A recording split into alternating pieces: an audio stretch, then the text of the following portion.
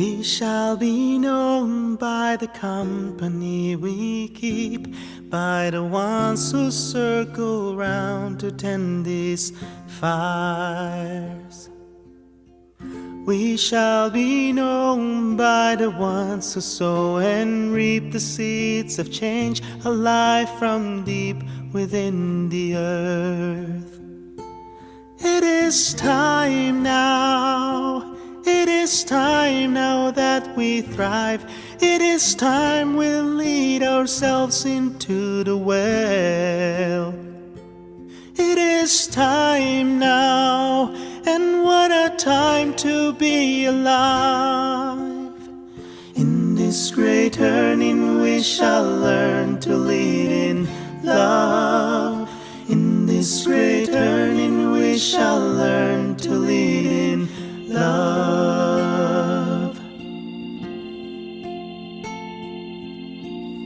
We shall be known by the company we keep, by the ones who circle round to tend these fires.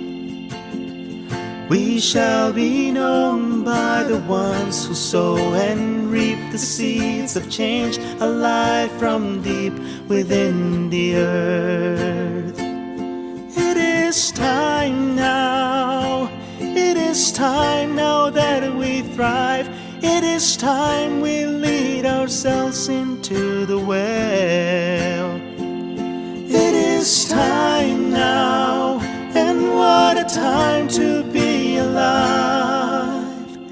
In this great turning we shall learn to lead in love. In this great turning we shall learn to lead in love.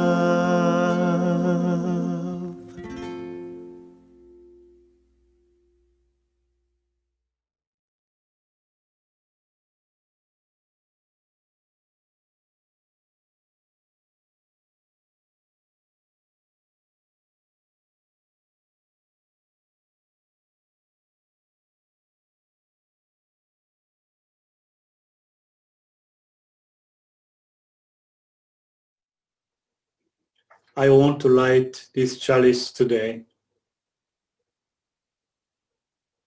in gratitude. In gratitude for the many people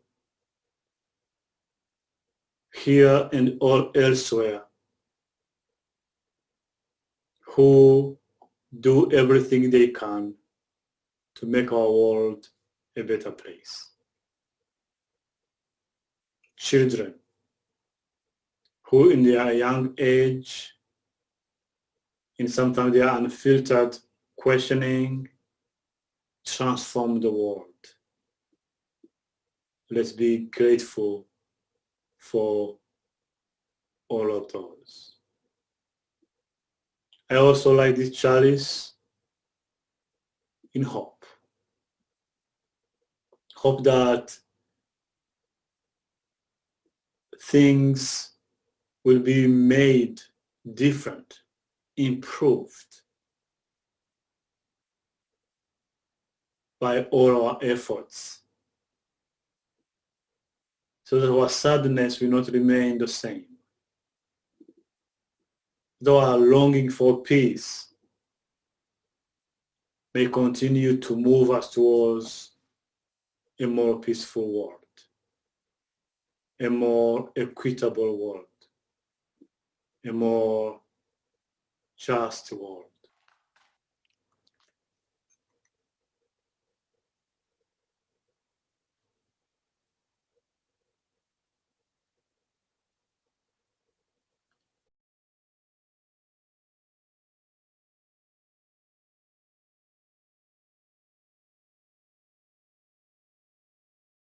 Our opening words this morning come from comedian Trevor Noah, who grew up as a mixed-race child in South Africa and writes about his experiences in his memoir, Born a Crime.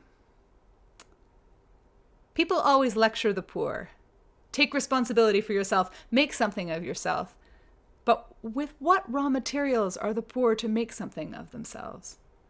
People love to say, give a man a fish, he'll eat for a day. Teach a man to fish, he'll eat for a lifetime. What they don't say is, and it would be nice if you gave him a fishing rod. That's the part of the analogy that's missing.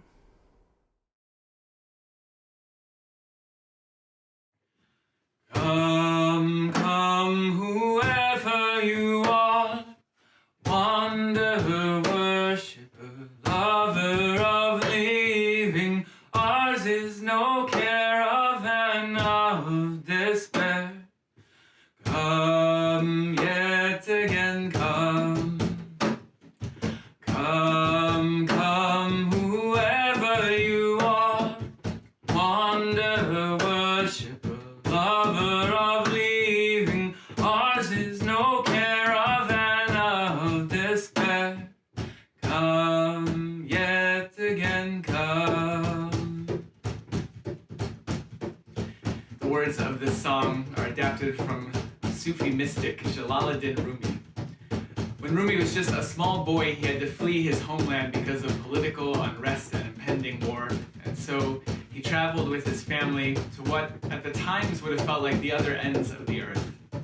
He settled down in the city of Konya, where he grew up to become a religious teacher to people of many traditions, but deeply grounded in his Sufi Muslim faith. As we sing the song of welcome and invitation, let's remember that it was written by an immigrant. It It was written by a Muslim political refugee, someone fleeing violence and seeking out a community of love and security. Let's welcome each other into this space of love and safety, and think also of those who are still on the journey. We're going to try with a slightly different rhythm. Here we go. Come, come, whoever you are, wander, worship, lover of leaving. Ours is no caravan of despair. Come yet again, come. Come, come, whoever you are, wander, worship, lover of leaving. Ours is no caravan of despair. Come yet again, come. Come, come, whoever you are, wander, worship, lover of leaving. Ours is no caravan of despair. Come yet again, come. Come yet again, come. When our heart is in a holy place, when our heart is in a holy place, we are blessed with love and amazing grace. When our heart is in a holy place, when our heart is in a holy place, when our heart is in a holy place, we are blessed with love and amazing grace. When our heart is in a holy place, when our heart, one more, when our heart is in a holy place, when our heart is in a holy place, we are blessed with love and amazing grace. When our heart is in a holy place. Come, come, whoever you are, wander, worship, lover of leaving. Ours is no caravan of despair. Come yet again, come. Come yet again, come. Come yet again, come. Come yet again, come.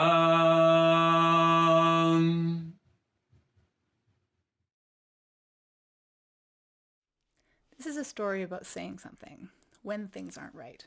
I don't know about your family, but my family has been doing a lot of that lately.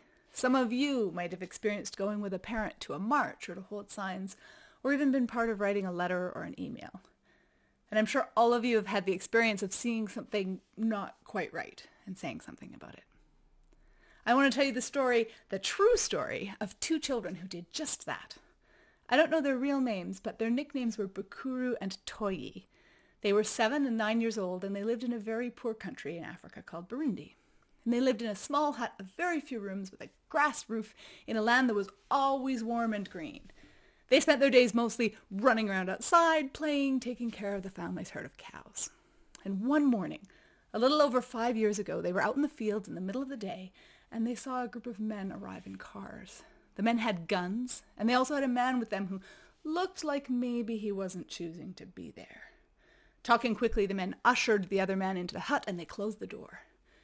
That man was indeed their prisoner. In fact, he was a Unitarian minister by the name of Reverend Fulgence Ndadijimana. We'll call him Fulgence. Fulgence was the minister of the Unitarian Church nearby. The Unitarian Church had been doing exactly what so many UU churches in North America do. They had seen things going on in their country, and they were saying something. They were going to demonstrations, just like so many of us do. Now, in Burundi, the government responds more angrily to demonstrations than they do here, and it became very dangerous to speak up. People were being seriously hurt, so the Unitarian Church did something very brave. They bought some cell phones and some vests that said Human Rights Observer, and they began recording what was going on. It was probably this that caused those men to take Fulgence as prisoner. Now the kids, they didn't know any of that, of course, but they did know something wasn't right. They could feel it. So at lunchtime, they went to the local police station and they explained what they'd seen. You can imagine, 7 and 9 years old, how nervous they must have felt walking into the police station all by themselves. But the policemen were nice. They said they'd go see what was happening, so the boys went back to the field with their cows. But at the end of the day, before going home, they checked one more time back at the hut to make sure things were okay, and the police hadn't kept their word. They hadn't gone to check on things. So the boys returned to the police station, and they said something again, and they were able to convince a policeman to come. The police arrived just as the men were taking Fulgence outside, saying they were going to kill him, and they stopped that from happening. They took everyone to the station, they sorted things out, and Fulgence tells me that he believes that if it weren't for those boys saying something, he probably would not have lived. It wasn't easy for Fulgence after that day. Soon after, he was arrested, and then he was sent to prison, and again, people helped him. Unitarian Universalists saw what was happening, and they said something. People of all ages, kids too, wrote letters to Fulgence's government to say what was happening was not okay. Fulgence knew about all this. Even when he was in prison and very afraid, he knew there were Unitarian Universalists all over the world working together to save him. At night, when it was dark and he couldn't sleep, he would picture the flaming chalice in his mind, and that helped him hold on to hope. After 9 days, he was released temporarily, but he knew they were coming for him again, so a friend drove him straight to the airport. He didn't pack his toothbrush. He didn't say goodbye to his family. He made it across the border, and eventually he made it to Canada as a refugee. Now he works as a minister in Canada, and he also runs a charity called Flaming Chalice International, which helps the people in the region that he comes from. Now it's Fulgence who is able to see injustice and do something to fix it, with the support of UUs from all over the world. But even today, Fulgence has never forgotten those two children, 7 and 9 years old, who saw something that they knew wasn't right.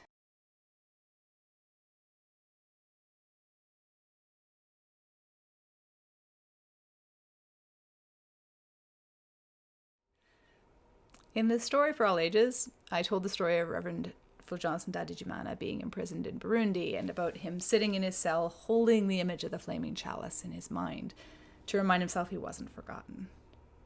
What I didn't talk about as much is about how when he came to Canada, he became one of the ones in charge of not forgetting others. There were many people in his church and community who were persecuted. It wasn't just him. And now they were scattered in other locations across neighboring countries. You're in a congregation, you can imagine what that would feel like if you were safe, but the others from your community were in terrible and dangerous conditions. The flaming chalice burning in a person's mind to give them hope when things are hard is a two-part equation. It also needs to burn in the mind of the people who haven't forgotten you. So Fulgence made a Canadian charity called Flaming Chalice International, and many of us came together to donate to his cause as he worked around the clock to keep people alive and safe, find them sponsorships into new countries. I have worked with refugee causes a lot in my life, and something people don't realize is it's very hard to spend money well. There are a lot of judgment calls to make. And what I noticed in watching Fulgence, I'm on the board of FLI, is that every dollar he spent was like 6 times as effective as money I would have spent. He knew exactly what was needed, and also because the people being settled were from a community, they arrived and got jobs quickly as they could. They spent very little because they knew what they didn't spend would go for the next person. I have gone to the work of making this service and bringing it to you because I have seen amazing things happen in this organization. Of all the money I have donated in my life, the money that has gone to Flaming Chalice International has been the money that has made the most difference. FLI no longer just does sponsorships. Sponsorship is, after all, not an ideal solution. People want to stay in their home communities, and the best projects focus on helping them thrive while doing just that. So FLI has moved into community development. That would be things similar to the projects I described in the sermon. Here again, Fulgence's experience with NGOs, as well as history of being a part of the communities that he's helping, has proved invaluable. His work is strategic and grounded in relationship, and I've asked him to choose one of FLI's projects to tell you about, but you can read about all of them on the organization's website, flaminginternational.org. Now, there's a project which is very close to my heart. You see, I have been in exile for the last 6 years. During those 6 years, both my parents died. And the last one to go is my mom, who passed away this past July. It was a difficult time. And after several months, I slowly came back to life. And I kept asking myself, what can I do to replace this sadness by a positive action?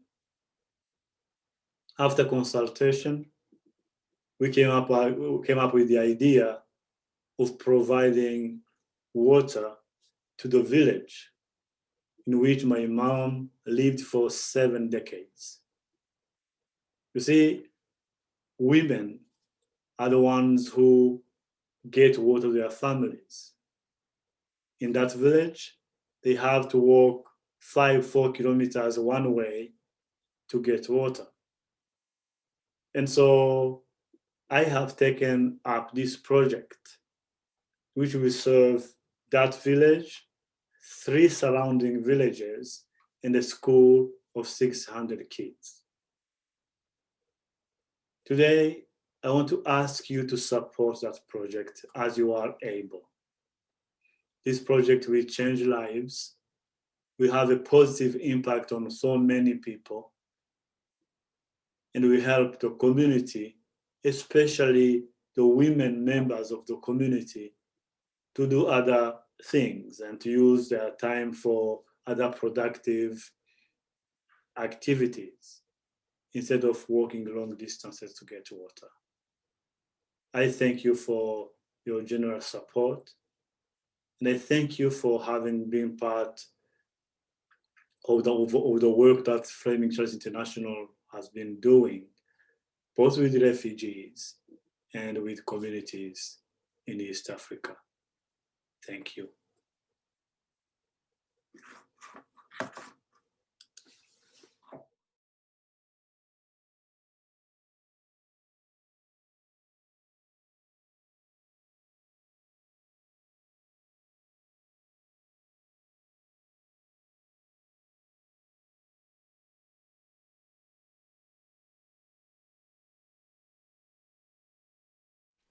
When my friend Celeste was joining our congregation in Saskatoon about 10 years ago, I was one of the committee members charged with orienting him to our congregation. Celeste grew up in Masai Mara in Kenya. He grew up exactly as many generations of Masai before him did. No English, no reading, no writing, no electricity, unlimited exercise, time with friends, fresh air, sunshine. In early adulthood, he fell in love with a Canadian who was visiting, and they had a family, and that's how he came to be in a church in the snowy depths of Canada, where he and I became friends. I remember at the newcomer member dinner, he was joining our church, and I was showing him the chart of how our church works. It had, the board and the president and the voting and the committee on ministry, all the stuff. And I showed him this very complex chart because I felt it was important that he be well informed about our governance. And he looked carefully at the chart for a long time. He listened to my explanation, and then he shook his head. He said, "Nope." I said, "Really? This is how we make decisions?" And he said, "No. Usually the mothers make the decisions while you are watching the children and talking. I have seen it." And I said, "Yeah, but there's also this." And he looked at it for a little bit longer, and then he said slowly, "This looks like a lot of work." I explained that it is, but it's important that we do it to create community. "You don't have to do this for community," he said. "How you have community is you bring many people together, and then they make community. Many people make community without these," he struggled for the word, "committees." It was like he was trying to explain to me that 2 + 2 = 4 because that's what 4 is. It doesn't need a committee to be 4, it's just 4. When we first arrived in Kenya 3 years ago, the first thing Celeste did was drive us to the plaque at the center of his village, haul us all out of the Jeep to stand around it. The plaque marked the death of a white tourist a few years back. We read it. It was in English. It told the story of a man waking up in the early hours of the morning, heading out for a walk, and being mauled by a wild elephant. The plaque, as I read it, was about the danger of African elephants. Celeste saw the cause of death a little differently, and he explained to me, "This man had a Maasai guard, like you have a Maasai guard. This man did not listen to his Maasai guard and went for a short walk by himself, and an elephant killed him. When Muzungu people do not listen to their Maasai guard, they die right away." Muzungu is the word they used for white people, and it really came in handy for me. Every time I couldn't see something like a nest of birds 3 feet away from my face that the guide was pointing to, I would point to my eyes and I would go, "Muzungu." And every time I did something silly, I'd use the word Muzungu, and they'd all shrug like, what are you gonna do? Being Muzungu meant being under constant supervision in case I decided to pet a snake or cuddle a lion cub or something like that. Muzungu could not be left unattended except in their tent with a tour guide standing outside to make sure they didn't do something crazy like wake up early and go for a walk by themselves. I often wondered about my Maasai guard, who followed me everywhere, carrying this spear that to my eyes was basically a pointy stick. His job was to protect me from lions, and he was paid reasonably well for it, reasonably well for a no-lion day, because I couldn't shake the feeling that if a lion did approach, his wages would no longer be sufficient for the task. I asked Selesh about this. How do we know he wouldn't run away, I said. Selesh looked at me like I had a cabbage for a head. You were under his protection, he answered. Yeah, but he doesn't know me or care about me, so why would he? He's Maasai, Selesh answered. You're under his protection. There was a pause, and then Selesh repeated, he's Maasai, as though this should explain it all. That night, my sleep was interrupted by what I can only describe as a moaning, growling kerfuffle of noises. I was nestled into the tent I'd mentioned earlier. It was a very nice tent, nicest you've ever been in, had a flush toilet. Was, though, still made of canvas. Thicker canvas than in Canada, sure, but not lion-level thick. Not even scissors-level thick. I tried to tell myself if I was in the tent, the lion would have no idea I was there. That required a lot of mental discipline to keep believing. And it wasn't just the lions that had arrived. Some other creature was out there, some new African creature I'd never heard before, making this terrified, mysterious, bleating, moaning sound. And there were the sounds of men, several men, yelling to each other in the local language. And I lay perfectly still, with the dark inside the canvas walls so absolute it felt like a washcloth covering my face, and I swallowed my terror. And in the morning, I learned that the mysterious new animal was, in fact, a cow. I've never heard cows being afraid. Turns out when cows are afraid for their lives, they don't say moo moo like in the old MacDonald song. Afraid cows don't sound like moo moo, much like humans afraid for their lives don't sound like, hi there, pleased to meet you. The cow had wandered away from the herd in a nearby village, and a team of Maasai men had tracked it, and they found it eventually, but they found it at the exact same moment that the lion found it, which was after dark, and we're talking like can't see your hand in front of your face kind of dark. The noises I heard were them stepping between the cow and the lion and shooing it away with their weapons, which I cannot emphasize this part enough, were basically machetes and pointy sticks, used largely without the benefit of sight. They won this battle. Lions are afraid of Maasai men, and it eventually retreated. Selesh says this is usually how it goes. Lions are afraid of the Maasai and will kill a Maasai warrior very rarely. He then immediately qualified kill a Muzungu on sight, though, every time, no reason at all, before I got any ideas. I was too hung up on this word rarely to absorb his lecture. Wait, I said, you said very rarely, like meaning not never? Meaning sometimes someone does die? Not often, said Selesh, which is not the same as never. I couldn't imagine risking my life like that, I said. Well, they're Maasai, Selesh answered, like it was a complete sentence. Then, a Maasai can't give up on his cow. Suddenly it all slid into place. It wasn't just about the one cow. Suddenly my Muzungu eyes could see the big picture. It's been explained to me that Maasai have survived for centuries through their reputation for bravery and self-sufficiency and honor. They have a reputation for never giving up, and the fact that everyone knows that is one of their greatest assets. The lions do not tangle with the Maasai. The neighboring Kikuyu tribe do not tangle with the Maasai. Even Muzungus didn't tangle with the Maasai, and the Muzungus tangled with everybody. In modern times, Muzungus are not adversaries in the same way. It's quite complicated. They are a threat still, but they're also tourists who bring lots of money, which they exchange for a chance to look at wild animals safely.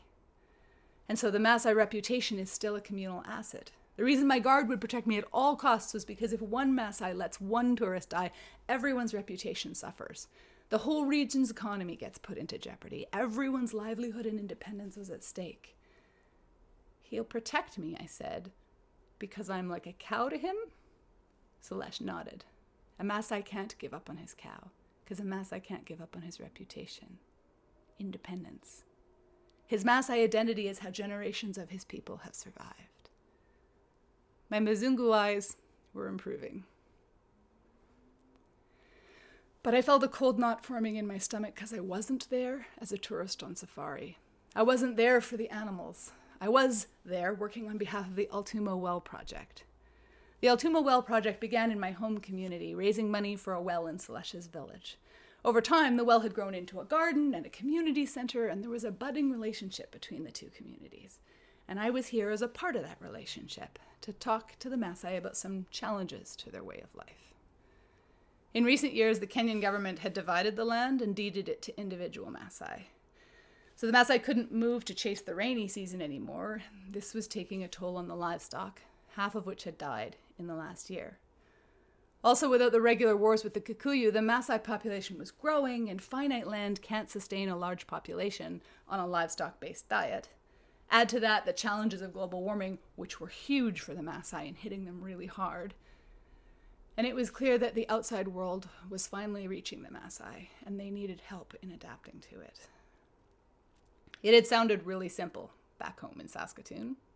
As the saying goes, give a man a fish, you feed him for a day. Teach a man to fish, you feed him for a lifetime. I was here to tell the Maasai that they needed new skills and guide them in their transformation. When the task was in front of me, though, it felt totally different. I was just one more white person arriving to tell the Maasai about how they needed to give up their cows and embrace the future. One more colonizer telling them that this time was different, just like every colonizer had told them before me. I was going to say this like I was some kind of expert, shadowed by a Maasai guard who had to follow me to keep me from trying to stick a green mamba in my mouth or some other idiotic thing. Here, Muzungus were just cash cows you had to keep from killing themselves long enough so they could get their little snaps for Instagram or whatever it was and go home again. Teach them to fish. What kind of arrogance was that? As we rode to the well site on the day of the big meeting, I felt a new feeling of unease in my stomach. I found myself thinking back to the advice of my friend Fulgence and hoping to find something to hold on to. Reverend Fulgence Ndadijimana reminded me so much of my friend Selesh, which is a little strange because they are from polar opposite backgrounds. Fulgence went to boarding school, had a degree, lived in the city, worked for not-profits in addition to running his church on the side, as I talked about in the Story for All Ages. He went on to found the Unitarian Church in Burundi, later a UU not-for-profit in Canada, so he grew up at the center of colonialism. Selesh grew up in one of the last pockets of successful resistance to it. Even though they were very different, the three of us met anyways for a meeting before my trip. Fulgence brought all kinds of experience in not-for-profits and community development, working with groups from many regions of Africa. And Selesh brought in-depth knowledge of the Maasai and all his relationships within the region, and I brought... Well, I was the president of Altumo at the time, and I knew a lot about committee structures, Robert's Rules, great with Robert's Rules.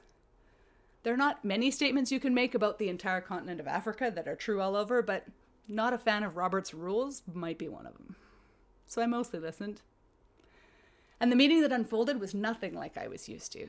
Fulgence asked question after question, detailed things about everything from how the Maasai chose whose hut was built where to the ratio of goats to cows.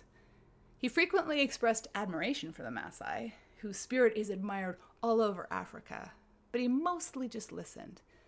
And at the end, when Selesh asked for advice, Fulgence said, the Maasai have always solved their own problems. The most important thing is for the Maasai to continue to believe that they can solve their own problems. The most important thing is to listen and help as you are asked to help in only the ways that you are asked to help. I thought about this during the Jeep ride. I thought about this as the women filed in for our meeting, as I cooed at babies and sipped at tea and offered granola bars from my bag. I observed that every woman arriving put 10 shillings in the coffer, and it was 20 if you were late. I asked questions through my translator. I learned that husbands take the money if the women try to save up individually, so they have an investment club where they pool tiny amounts to buy one big thing, like a goat for one woman or school fees for another. They each take turns according to their need and their situation. It was easy to do, as Fulgence had said, to express admiration for the ingenuity and the perseverance of these women. It was hard, though, to bring the conversation around to the subject of cows. Especially because even with my Muzungu eyes, I could not escape the clear fact that I wasn't the person to teach these women to fish. I could see the big picture that the cow thing wasn't going to work, but I was coming face to face with my own incompetence in their world, and I had no illusions anymore that I had a better alternative to offer. An older woman took a breath to speak. The cows, she told me, aren't working. There are too many people. There's not enough land or water. The herds are dying. It's not going to work for very much longer to live this way. Of course they already knew. Of course. They were living in the middle of it. We try to sell things at the market, the woman continued, but we have to borrow what we sell, and that's very expensive as a way to run a store. We know how to make honey, and the resorts are willing to buy it from us, but it costs money to make it sanitary for tourists and to package it properly. We need you to talk to the white mothers and ask them to help us. Of course they had a plan. They didn't need me to teach them how to fish. These women already knew how to fish, they just didn't have the fishing rods. The amounts for each project that the women were planning were in the hundreds of dollars. I wrote down their stories, I took their pictures, and I ran the simplest and easiest crowdfunding campaign of my life. The white mothers were moved by the story. Money poured in.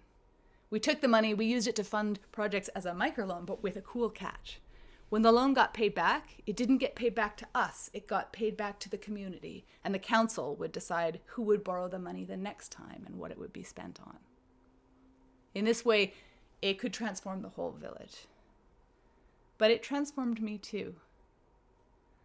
I come from a family that prizes education, and when I was a kid, I was taught that I was pretty smart. I grew up in the 80s.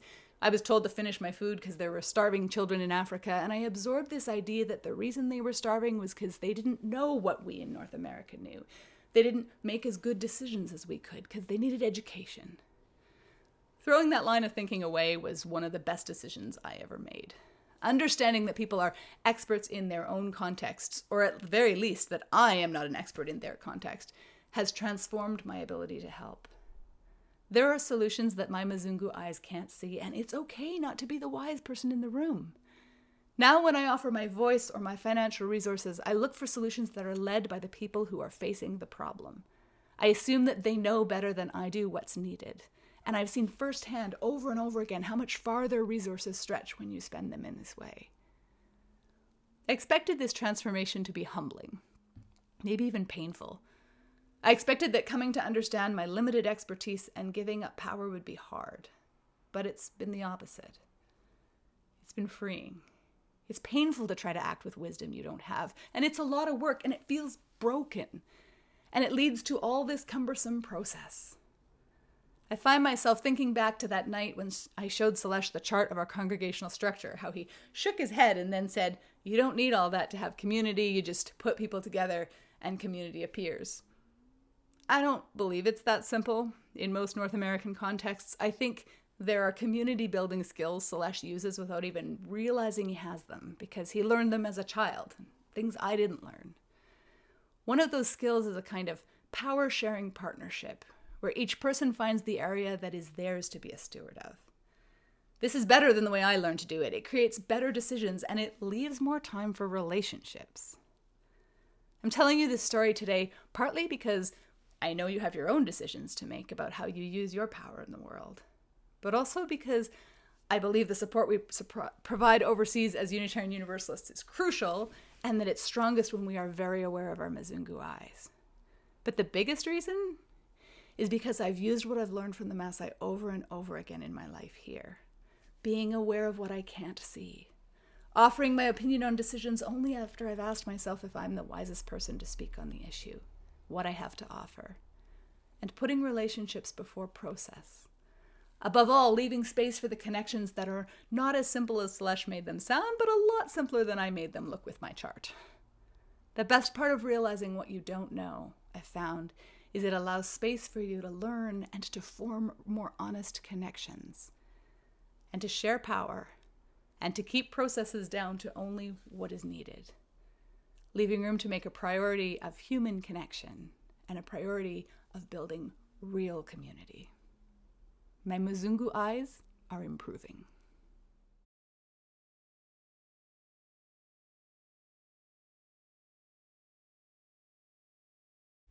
Hi, this is Reverend Joanna Lubkin coming to you from Boston, Massachusetts, with a song called There Are More Waters Rising by Sarah Lynch Thomason. Let's learn it. I'll sing a line and invite you to sing it back at home. It goes like this. There are more waters rising, this I know, this I know. There are more waters rising, this I know. Let's do that. There are more waters rising, this I know, this I know. There are more waters rising, this I know. Good. There are more waters rising, they will find their way to us. Let's do that. There are more waters rising, they will find their way to us. Good.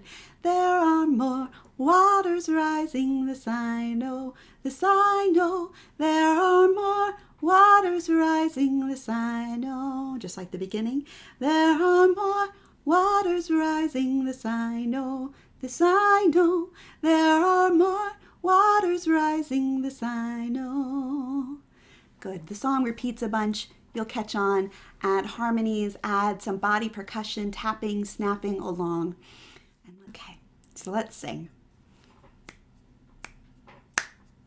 There are more. There are more waters rising, this I know, this I know. There are more waters rising, this I know. There are more waters rising, they will find their way to us. There are more waters rising, this I know, this I know.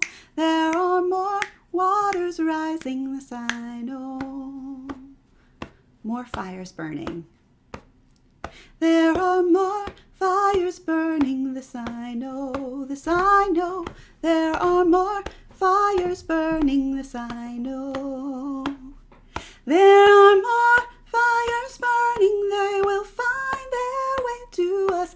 There are more fires burning, this I know, this I know. There are more fires burning, this I know. More people hungry. There are more people hungry, this I know, this I know.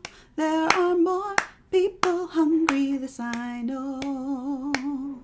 There are more people hungry, I will find my way to them. There are more people hungry, this I know, this I know.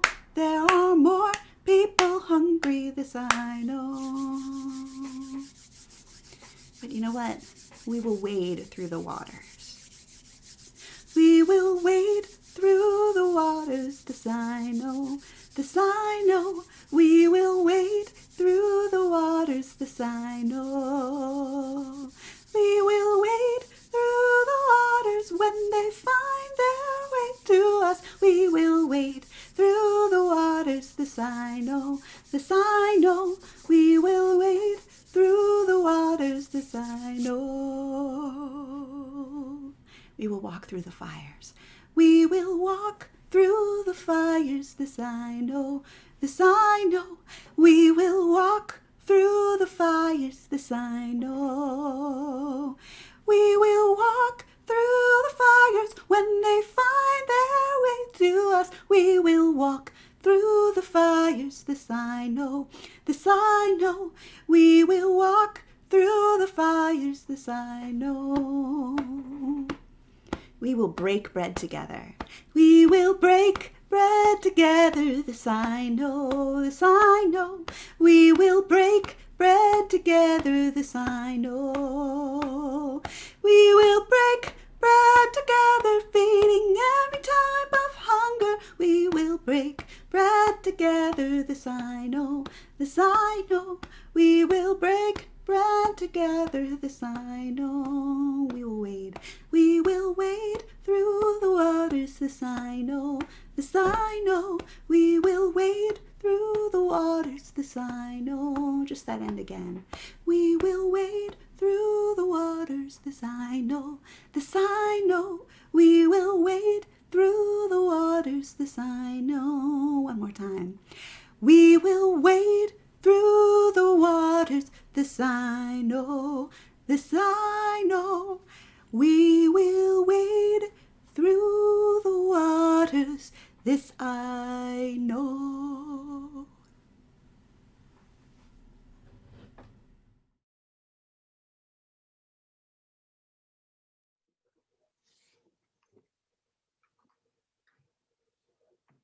we extinguish this flame, but not the fire of our commitment, not the fire of our hope, not the fire of our gratitude. May we persevere when things are tough. May we collaborate when our own efforts are not enough. May we band together for a better world, for ourselves, for our children, and for the children of our children. Let's go forth in the world and continue our work of transformation that we are called to do.